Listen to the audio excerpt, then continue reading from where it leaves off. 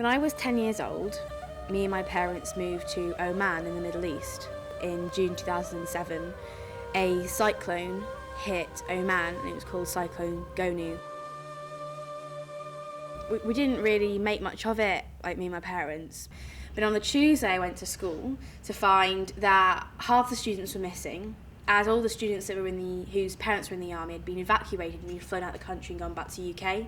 And then over the tannoy, our headmaster came over and said, everyone go home, everyone prepare, and we were evacuated and sent home early. When we got home, found that my dad had also been let out of work early to prepare, and my mum had earlier just been to the shops and found that Al Fair was just chock-a-block full of people, queues coming out of the shops, everyone was just in a massive panic. But instead of us being stressed out about it, my dad made it quite exciting. So we got in loads of chocolate and we ordered 10 pizzas from Pizza Hut. We got back home and we put the television on and then all the electricity went off. So that was a bit of a turning point where I was like, actually, this is actually a bit serious, we just lost our electricity. And then it started to rain. And when it rained, it absolutely chucked it down. Here we are, Shannon surviving Gonu. We suddenly heard a massive bang. One of the trees had fallen over and hit our next door neighbour's house. So my parents went and had a nap and I set up my little bed out in the corridor. We'd shut all the doors and we went to sleep.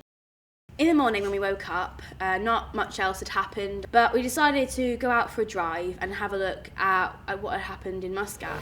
Oh, the whole car is in Gonu, which tore through Oman this week before heading towards Iran, killed 35 people and left another 30 missing, police said today. In the meantime, while people were searching... It was just horrific, and we couldn't believe that we sat the whole night thinking it was just rain, and that had actually happened.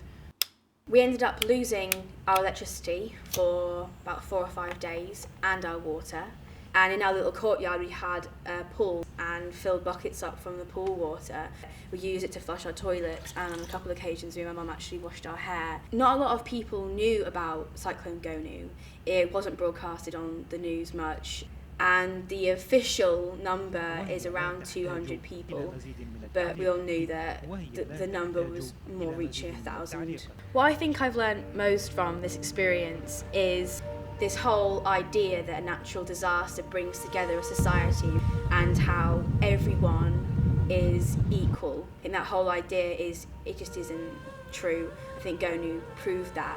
Unfortunately, wealth, social class and nationality were crucial to your survival in a natural disaster, and those less fortunate were the ones that had to suffer the horrific consequences.